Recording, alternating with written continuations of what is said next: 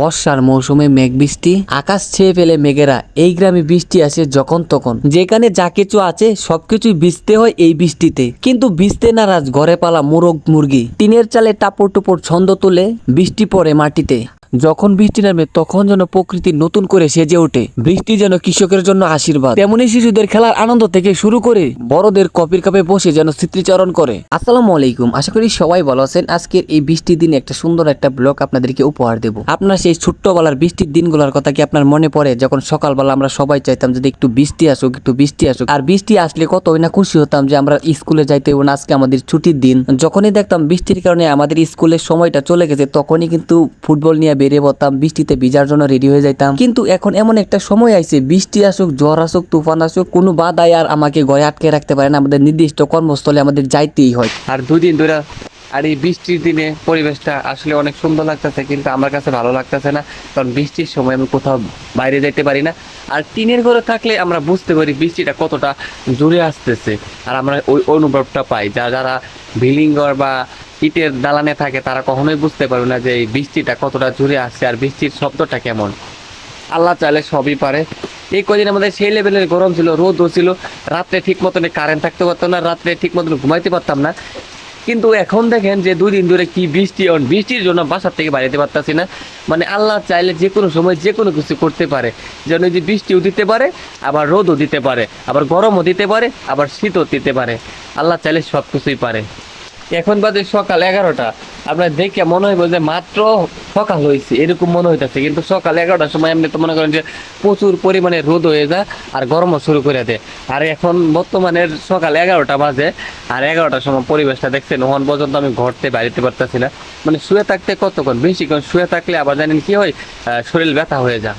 তো বৃষ্টির পানিতে আমার ঘরের সামনে একটা পুকুর হয়ে গেছে, কিছুক্ষণ পর সেখান থেকে মাছ মারবো, সেটাই আপনারা দেখবেন। তো কি করা যাবে, এখন মনে হচ্ছে বৃষ্টি থামবে না, তাই আমাদের গরুগুলাকে গল করতে বাড়ি করতে হবে। কারণ এখন সকাল 11টা বাজে, এখন যদি গরুগুলাকে যদি গল থেকে যদি না বের করি তাহলে গলের অবস্থা একদম ঠিক থাকতো না। এখন আর কোনো কিছু করা নাই, বৃষ্টিতে ভিজে ভিজে গরুগুলাকে সবগুলাকে বাইর করলাম, বাইর করে এদিকে রাখলাম। রাখা খাবার দিতে হবে, আবার পানি দিতে হবে, আবার ওইগুলাকে গোসল করাইতে হইবে, আবার গলিতে রাখতে হইব।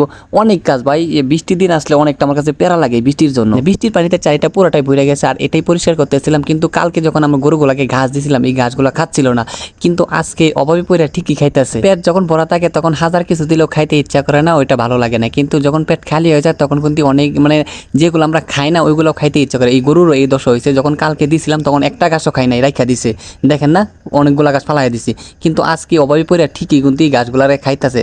পাখি হয়েছে আমার ক্যামেরাম্যান, আমার সবগুলো ভিডিও পাখিই করে। আর মামা ভাগ্নি যেখানে বিপদ নাই সেখানে। এই যে দেখেন আমার বাড়ির সামনে একটা পুকুর হয়ে গেছে। বৃষ্টি মানে কি বন্যা, বন্যা মানে কি মাছ। আর আমি ঘরের সামনে তে একদিন কেমনে বসি দিয়ে মাছ মারতেছি। এখানে বড় বড় মাছ আছে, সাইড টেঙ্গুলা মাছ আছে, ব্যাং আছে, কই মাছ আছে। বৃষ্টি আসলে গরু পালা অনেক কষ্ট হয়ে যায়। গরু পালার যে জায়গাটা ওইটা একদম কাদা হয়ে গেছে, এখানে অনেকটা নিচা হয়েছে, এখানে প্যাক সরতে সরতে অন্য জায়গায় গেছে গা। আর আমাদের দুই কাকার গরু সেম অবস্থা হয়ে গেছে।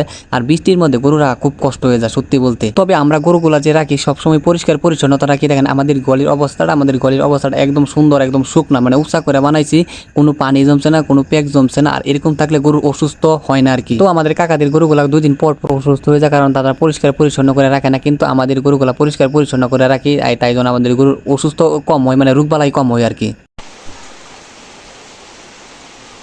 গ্রামের শান্তি তো গ্রামেই পাবেন, শহরে থাকলে কি আর বুঝতে পারবেন? এই হলো আমার বাড়ির পরিবেশ। একদিনে বৃষ্টি আসলে দেখছেন কি পরিমাণের, এদিকে সব হয়েছে বালু মাটি, আর বালু মাটি থাকার কারণে আপনার মনে করেন যে একটু বৃষ্টি এলে ডিগি থাকলে মানে ডিগির কাঁচার মাথা সব কিছু ভাঙ্গা যায়। আর এখন যে পরিমাণে ভাঙ্গা দিছে, এই ভাঙ্গাটা যখন ঠিক করতে যায় মিনিমাম 1 লাখ টাকার মতো লাগবো। আমি চাইতে যাতে আমার বাড়ি ভাঙ্গা যাতে না যায়, নতুন একটা বাড়ি করছে, এটা তুই ভাঙ্গা যাতে উপায় নেই আর নাই। প্রথম বেলায় এইটুক ভাঙছিল, আস্তে আস্তে পুরা ক্ষেত নিয়েই ভেঙে পড়ে গেছে। মনে হচ্ছে এরকমভাবে ভাঙছে, মনে হচ্ছে বাংলাদেশের মানচিত্র হয়ে গেছে নতুন করে, স্বাধীন দেশে আবার নতুন করে মানচিত্রের মতো ভাঙে আইছে। আর এইভাবেই কিন্তু আপনার নদীগুলো হয়, আমাদের বর্তমানে যে দেশে নদীগুলো আছে ধীরে ধীরে এইভাবেই হয়েছে। হিমালয়তে যখন পানি গড়িয়ে গড়িয়ে পড়ছে তখন মনে করেন আস্তে আস্তে ওই লেক দিয়া নদী হয়ে গেছে। আর এইগুলোও সেরকম, এটা তো নদী না, কিন্তু নদীর মতো সিস্টেম করে হয়েছে। দেখেন কতটুক জায়গা নিয়ে ভাঙছে বৃষ্টির পানি। আমি বাস্তবে কখনো ঝর্ণা দেখি না, কিন্তু এই পানিটা যে পড়তেছে এটা দেখে কেমন হচ্ছে ঝর্ণার পানির মধ্যে পড়তেছে। আর এটা দেখে আমি ঝর্ণার একটা ফিল নিচ্ছি। তো আমরা এখন যাচ্ছি জাল থেকে মাছ তোলার জন্য, কারণ সকালবেলা আব্বা জাল পাইতে রেখে আইছে আর এখন আমরা বিকাল হয়েছে, আমরা এখন যাচ্ছি এদিকে কয়টা মাছ বাজছে আমাদের জালে।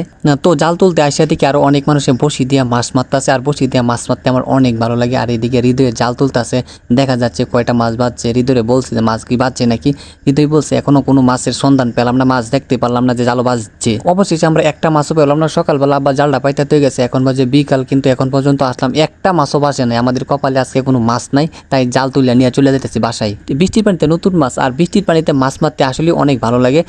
তোরা মাছ মারার গেছিস দেখে তো খালি হাতে ফিরে আইছি।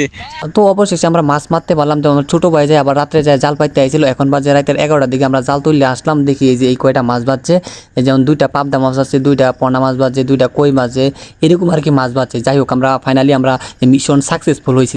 একটা গুলশা, এই দেন গাঙ্গের গুলশা মাছ, এই যে দেখেন, আর একটা গুলশা, এই যে একটা কই মাছ, 2টা কারহু, আর একটা রুইয়ের পোনা, একটা মিরকার পোনা, এগুলাই পাচ্ছি। তো আজকের ভিডিওটা এই পর্যন্ত। যদি ভালো লাগে তো লাইক কমেন্ট শেয়ার করতে কখনোই ভুলবেন না। কিরকম টাইপের আপনারা ভিডিও চান সেটা একটু কমেন্টে জানিয়ে দেবেন, ওইরকম আমরা ভিডিও করার চেষ্টা করব। আল্লাহ হাফেজ।